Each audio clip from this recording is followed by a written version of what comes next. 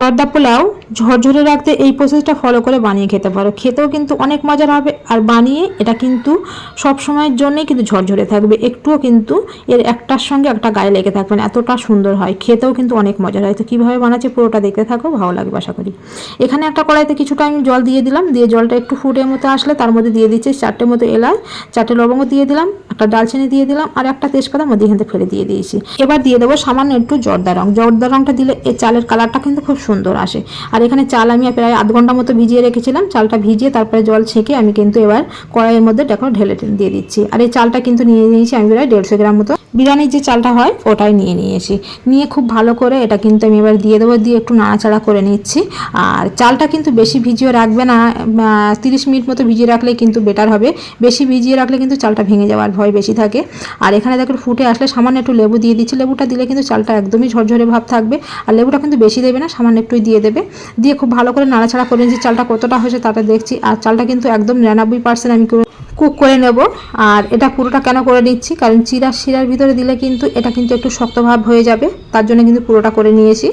আর এখানে দেখো আমি একটা কড়াইতে 1 কাপ মতো আমি চিনি দিয়ে দিচ্ছি, চিনিটা প্রায় 150 থেকে 200 গ্রাম মতো চিনি রয়েছে। আর তার মধ্যে কিন্তু দিয়ে দিচ্ছে এই 1 কাপ মতো জল, ওই কাপেরই 1 কাপ জল আমি দিয়ে দিয়েছি। দিয়ে জলটা একটু ফুটে আসলে এর মধ্যে 1 চা চামচ মতো আমি ঘি দিয়ে দিচ্ছি।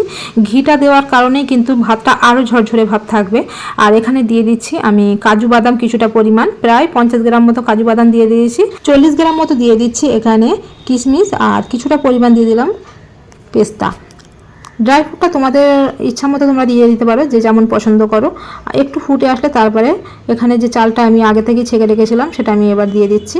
দিয়ে খুব ভালো করে কিন্তু এটা না এর সঙ্গে আমি নেড়ে চেড়ে নেব।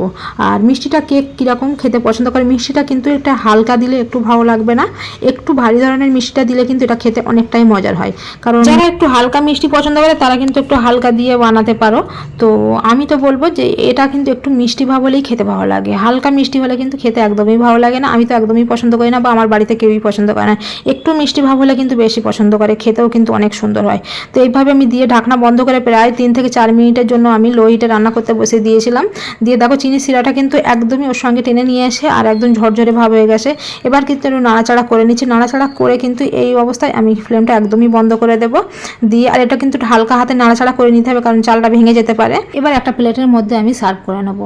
সবগুলো সার্ভ করে নিয়েছি। আর এখানে ওপর থেকে আমি কিছুটা পরিমাণ ছোটো ছোটো যে গোলাপ জামুনগুলো থাকে ওগুলো দিয়ে একটু ভালো করে আমি সাজিয়ে নিয়েছি।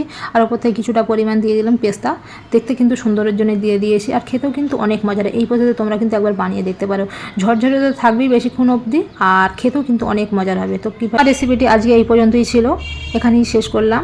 পরে আবার নতুন কোনো রেসিপিতে দেখা হবে। সুস্থ থাকবে, ভালো থাকবে। আর রেসিপিটি ভালো লাগলে অবশ্যই কিন্তু লাইক, কমেন্ট, শেয়ার করে আইডিকে ফলো করে দিয়ে দেবে। পরে আবার দেখা হবে।